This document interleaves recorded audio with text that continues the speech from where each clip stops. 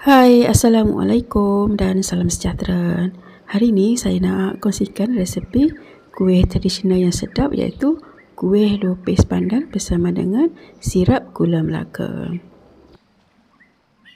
Untuk buat kuih lopis ni, mula-mula kita sediakan dulu 2 cawan beras pulut, kemudian masukkan ke dalam mangkuk. Kita basuh dulu beras pulut ni sehingga warna dia agak jernih.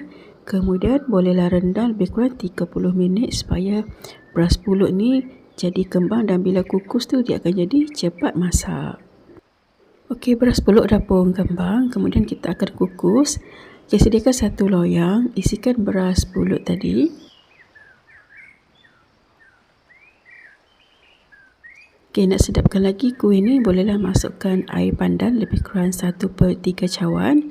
Kemudian tambahkan lagi setengah cawan santan yang sederhana pekat. Untuk kukus pulut ni, pastikan kita punya air, santan dan juga pandan tu dia akan sama rata dengan paras pulut. Masukkan sedikit berwarna hijau untuk nak naikkan warna dan jangan lupa masukkan juga sedikit garam. Gaul rata semua bahan tadi tu sehingga sebati. Kemudian bolehlah dikukus. Bila air dah mendidih dalam periuk pengukus, barulah kukus kuih ni selama 20 minit pakai api besar. Kuih ni kita akan makan bersama dengan kelapa marut muda. Campurkan dengan sedikit garam dan gaul rata. Ni dia pulut tadi selepas 20 minit dikukus dah pun masak. Gemburkan pulut ni supaya cepat sejuk.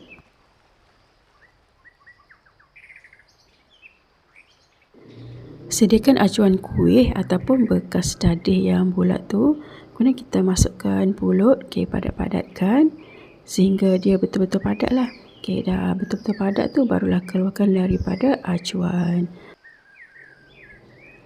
Ulang lagi langkah yang sama, masukkan pulut tadi ke dalam acuan kuih, kemudian padat-padatkan. Bila dah betul-betul penuh dan padat tu barulah terbalikkan ke atas kelapa tadi.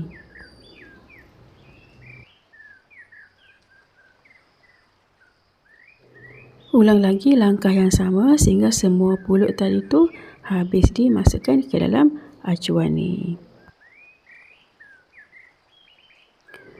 Untuk buat sirap gula Melaka pula, masukkan 2 ketul gula Melaka, selai daun pandan dan juga 1 sendok gula.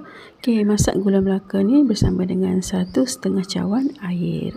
Kita masak sehingga mendidih macam ni. Kalau nak pekat boleh je tambahkan bancuhan tepung jagung. Ni dia dah siap pun kuih lopis pandan. Kuih ni kita akan makan dengan air gula Melaka. Dia punya tekstur tu memang sangat lembut dan rasa dia pun sangat sedap. Gabungan di antara pulut dan juga pandan gula Melaka tu memang sangat sedap. Itu saja perkongsian pada kali ini. Jumpa lagi pada video yang akan datang. Jangan lupa like dan subscribe. Thank you. Bye.